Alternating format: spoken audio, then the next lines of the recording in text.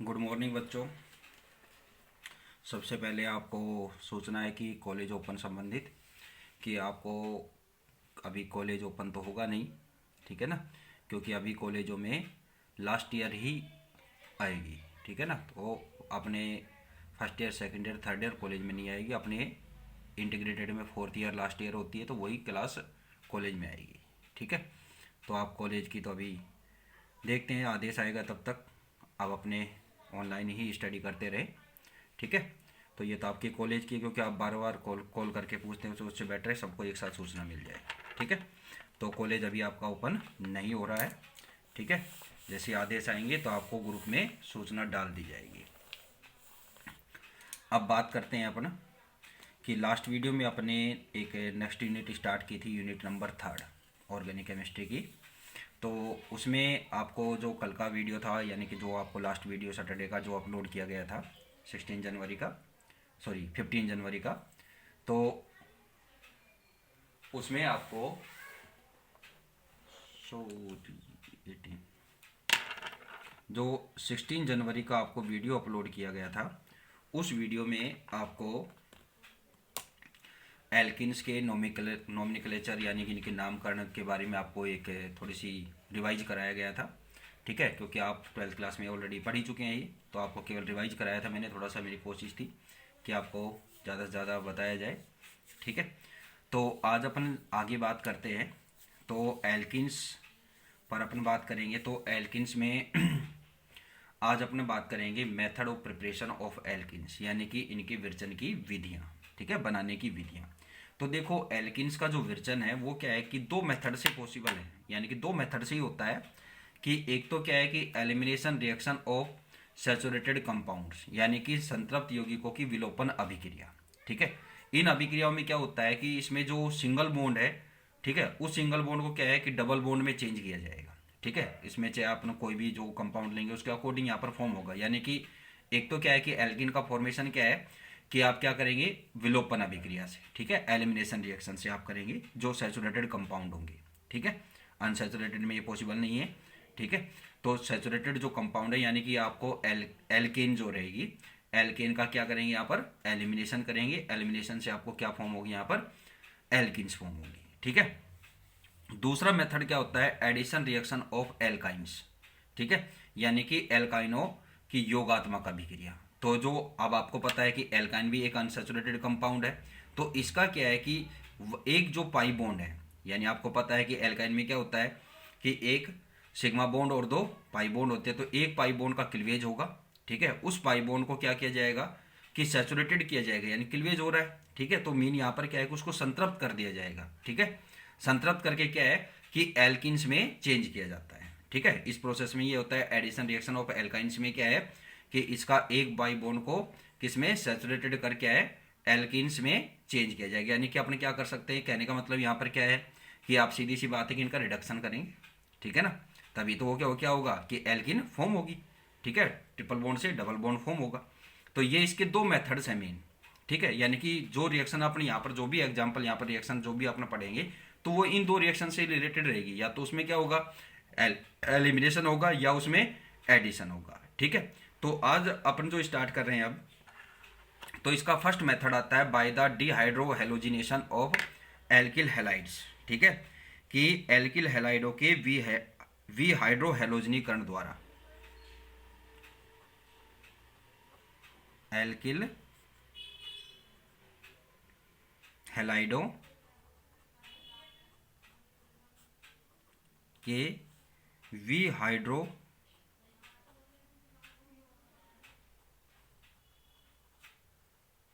हेलोजनीकरण,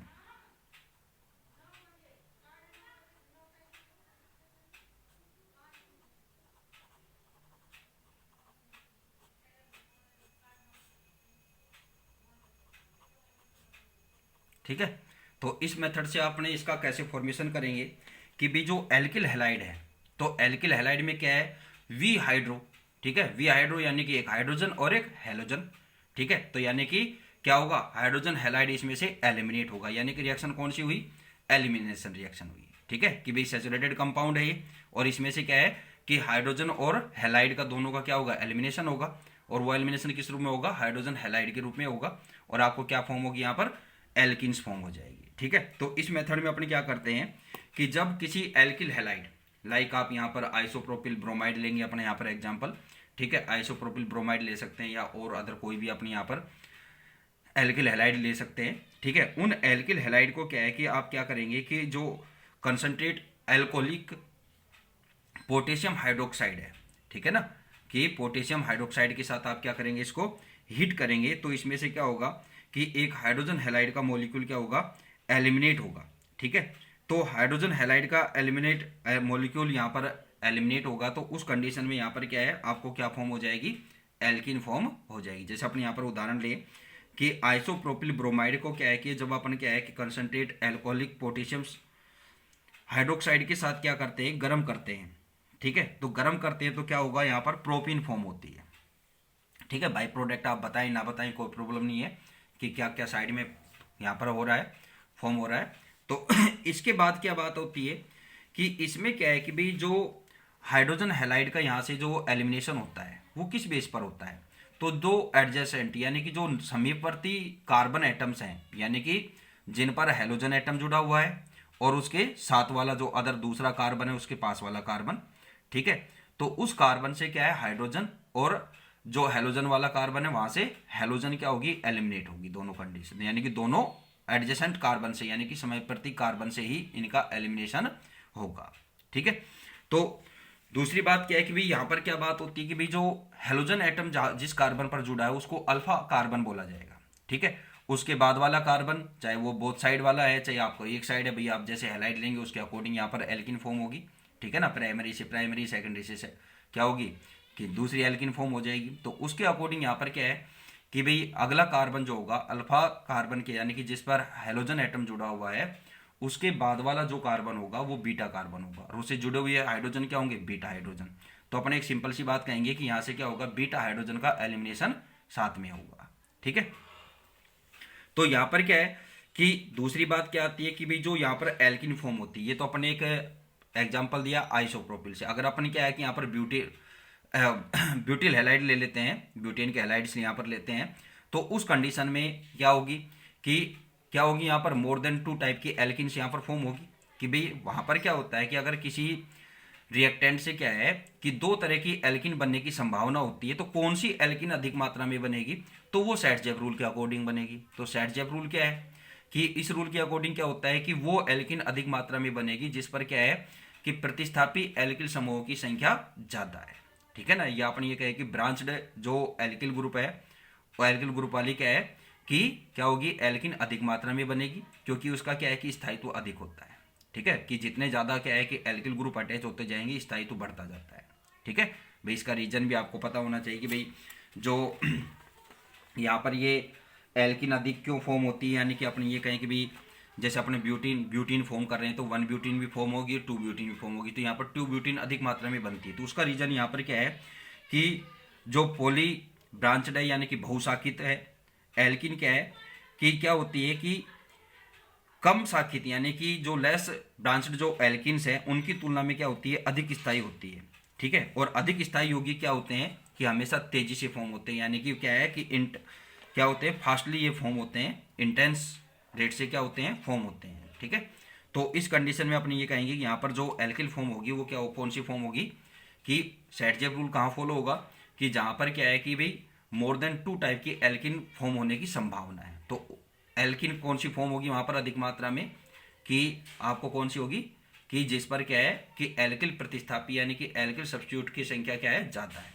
ठीक है ना, तो यहाँ पर जैसे अगर ब्यूटेन के अपन फॉर्म करेंगे ब्यूटेन से तो 2 ब्यूटीन और 1 ब्यूटीन दोनों फॉर्म हो सकती है, तो 2 ब्यूटीन अधिक मात्रा में बनेगी। ठीक है, तो इसमें ये बात आपको ध्यान रखनी है। ठीक है, वैसे अपने को सैट-जेप रूल स्पेशल भी अपने सिलेबस में दे रखा है, तो अपने को पढ़ना है। मार्कोनिकोव रूल जो आपको ऑलरेडी मैं बता भी चुका हूँ, तो यहाँ पर भी है। ठीक है ना, इस यूनिटी में भी आपको पढ़ना है यहाँ पर, तो आएगा टॉपिक के अकॉर्डिंग अपन चलते रहेंगे जो भी है। अब फर्स्ट तो अपना यही स्टार्ट होगा, तो यहाँ पर अपने जो अपने बात की उसको नोट करते हैं। अब क्या होता है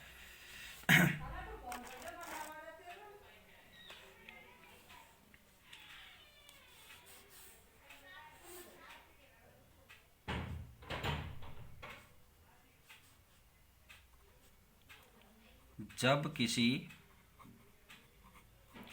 एल्किल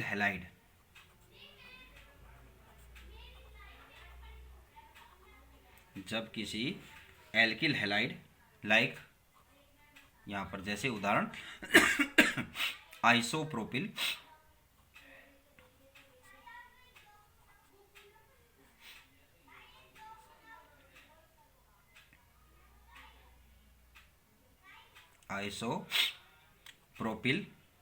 ब्रोमाइड,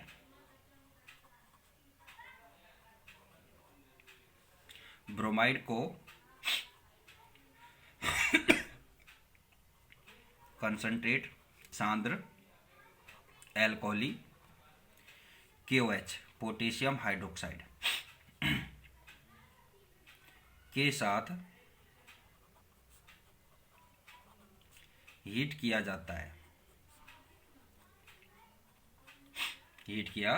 जाता है, तो प्रोपीन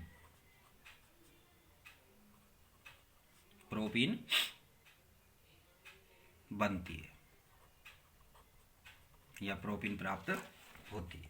ठीक है, जैसे फॉर एग्जांपल यहाँ पर अपने ले आइसोप्रोपिल ब्रोमाइड। ठीक है, तो आइसोप्रोपिल ब्रोमाइड CH3 CH3 और इस कार्बन पर क्या आ जाएगा, ब्रोमाइड।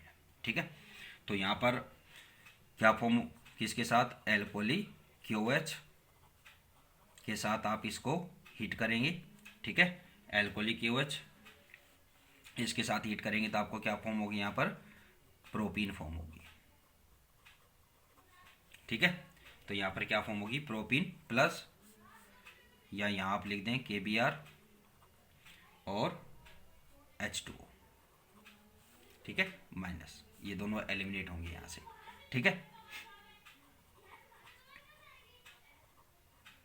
अब यहाँ पर क्या बात कि ये तो हो गई एक सिंपल कंडीशन वाली बात है। अगर यहाँ पर क्या है कि भाई जो अपन बात कर रहे हैं कि जो हाइड्रोजन व ब्रोमाइड का यहाँ से जो विलोपन हो रहा है, ठीक है, वो क्या होता है कि समीपवर्ती कार्बन परमाणुओं से होता है। ठीक है, तो इसलिए इसके क्या है कि अपन क्या बोलते हैं, 1-2 एलिमिनेशन भी इसको बोलते हैं। ठीक है,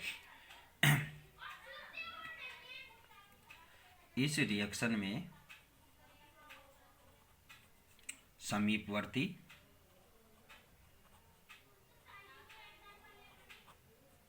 समीपवर्ती यानी कि एडजेसेंट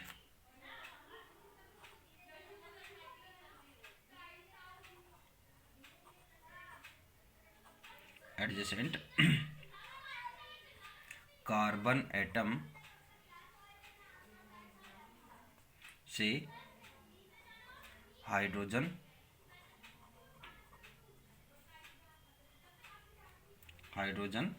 व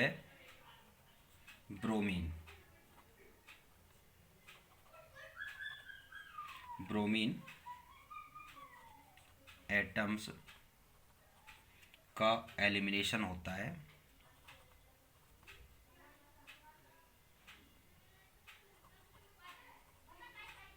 यानी कि विलोपन होता है। ठीक है ना, एलिमिनेशन होता है। अतः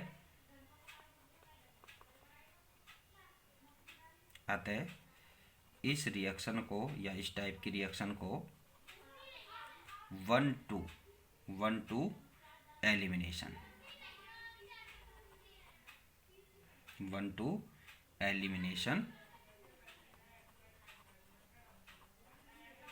कहते हैं। ठीक है ना, भाई 1-2 क्या है कि भाई फर्स्ट नंबर कार्बन, यानी कि अब यहाँ पर देखो फर्स्ट नंबर कार्बन इसको दिया जाता है एक तरह से इसमें। ठीक है ना, कि ये अल्फा और ये बीटा। ठीक है ना, तो अगर आपने क्या है कि वैसे नॉर्मली करें तो भाई अगर अपना आयुपेश नोमेनक्लेचर से बात करते हैं तो फर्स्ट नंबर कार्बन चाहे इसको दें चाहे इसको दें। ठीक है, और सेकंड नंबर पर ये है। ठीक है, अगर ब्रोमाइड इधर हो जाता तो फिर अलग बात हो जाती, तो फिर ये फर्स्ट नंबर हो जाता और यहाँ से सेकंड से, यानी कि जो हाइड्रोजन और यहाँ पर जो हैलाइड है वो क्या है कि दो समीपवर्ती कार्बन, यानी कि जो दो एडजेसेंट कार्बन है उन पर से ही एलिमिनेट होगा, अदर किसी से नहीं होगा। इस रीजन से आपको इसको क्या है कि 1-2 एलिमिनेशन, या इसको आप क्या बोल सकते हैं, अल्फा बीटा एलिमिनेशन भी आप इसको कह सकते हैं। ठीक है ना, दूसरी बात यहाँ पर क्या आती है कि कि जिस कार्बन से क्या है कि हेलोजन एटम जुड़ा होता है वो तो क्या होता है अल्फा, ठीक है। और उसके बाद वाला जो भी कार्बन होता है यानी कि उसके निकटवर्ती जो होता है, ठीक है, समीपवर्ती जो कार्बन एटम होता है, ठीक है, वो क्या होता है बीटा कार्बन होता है, ठीक है। तो इससे जुड़े हुए क्या रहेंगे बीटा हाइड्रोजन रहेंगे। तो इस रीजन से क्या है कि इस विलोपन में हेलोजन परमाणु के साथ क्या है कि बीटा हाइड्रोजन का विलोपन होता है। अतः इसे क्या है कि इस विलोपन इसे क्या है कि अपन बीटा विलोपन या क्या कहते हैं अल्फा बीटा विलोपन अभिक्रिया भी अपन कहेंगे, ठीक है। ये आपको मैंने यही कमेंट लिख ही दिया तो इसको लाइन को तो मैं नोट नहीं कर रहा यहाँ पर, ठीक है ना। भाई बात क्या है कि यहाँ पर ये अल्फा बीटा किस रीजन से नाम आ रहा है कि अपने पास कोई भी एक कार्बन चेन ले लेते हैं अपन, ठीक है, जनरल एक एग्जांपल लेते हैं, ठीक है।